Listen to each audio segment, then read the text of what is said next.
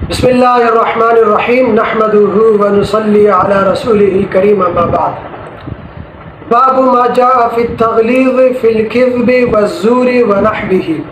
اس باب میں سادہ جھوٹ، مزین جھوٹ اور اس قسم کی دوسری باتوں پر سخت وعید بیان کی گئی ہے۔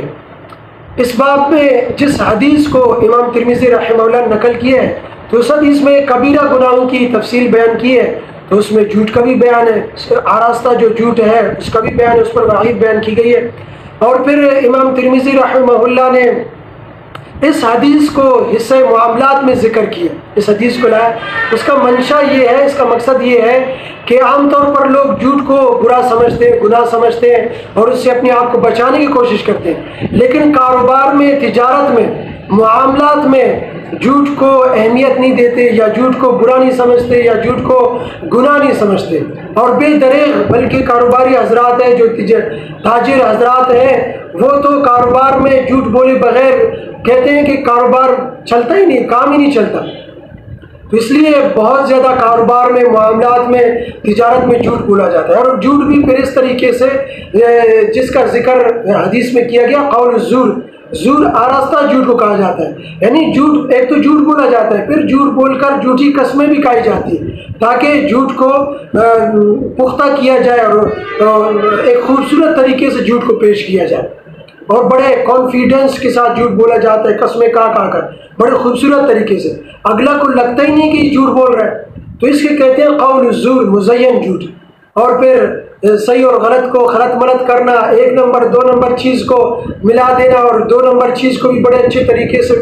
بیان کرنا، اور عیب چھپانا، تو یہ چیزیں ہیں یہ کاروبار میں۔ حالانکہ ایک حدیث میں آپ علیہ السلام نے 7 گناہوں کو موبقات قرار دیا ہے، موبقات یعنی ہلاک کر دینے والی، کہ وہ 7 چیزیں ایسی ہیں جو آدمی کو اور ایمانی روح کو ہلاک کر دیتی ہے۔